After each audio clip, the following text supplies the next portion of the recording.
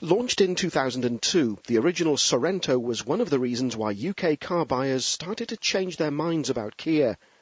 The car evolved slightly during the 7 years or so that it was on sale, but the basic design remained the same. At the start of 2010, though, a new Sorento reached showrooms, and it's not just the exterior that's changed. Under the skin, the new car is a monocoque, as opposed to the previous model's body-on-frame construction. The upside of the change is a more refined ride, but the downside is a reduced off-road ability. It's also not quite as capable a tow car as the old model, but in fairness, the original Sorento was a bit of a beast in terms of towing ability, and so it was always going to be a bit of a tough act to follow. 2 new engines are offered, a 2.4-litre petrol in two-wheel drive base trim form only, and this, a 2.2-litre turbo diesel, available in no fewer than 7 different models, with a choice of 2- or 4-wheel drive, automatic or manual transmissions, and trim levels. All models, apart from the entry-level petrol, get 7 seats as standard, although there's very little luggage space with all 7 seats up. Inside the cabin, the biggest difference is the quality of the plastics. There's clearly been a move upmarket for the new car, although some plastics are a little on the flimsy side, especially when you consider the cost of the vehicle. Starting the engine, the first thing you notice is how quiet the diesel is. It's no lightweight, though. It propels what is, after all, a big vehicle to 62 miles an hour in under 10 seconds, and will go on to hit 118 miles an hour if allowed. That improved handling I mentioned means a comfortable ride and decent cornering manners, while the steering is light but positive. The seats seem comfortable enough, although we didn't get a chance to try them on a really long journey. Interior space is impressive.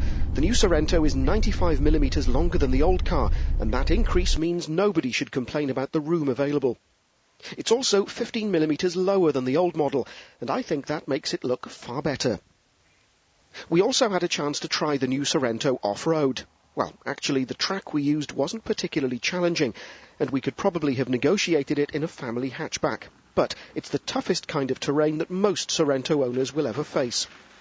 The new car also has less ground clearance, but that wasn't an issue for us, and it shouldn't be a problem for most owners.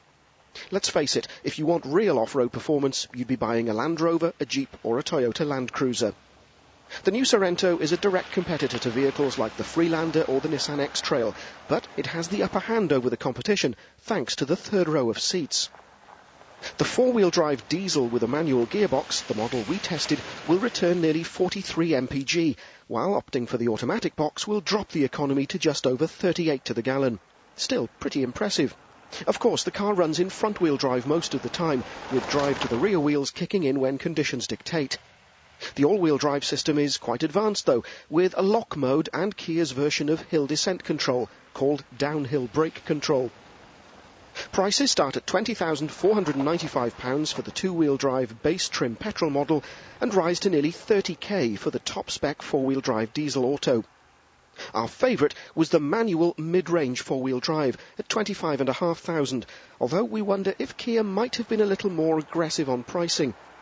What will sway potential buyers, however, is Kia's 7-year, 100,000-mile warranty, and with that kind of backup, we'd have no hesitation in suggesting SUV shoppers include the Sorento on their test drive list.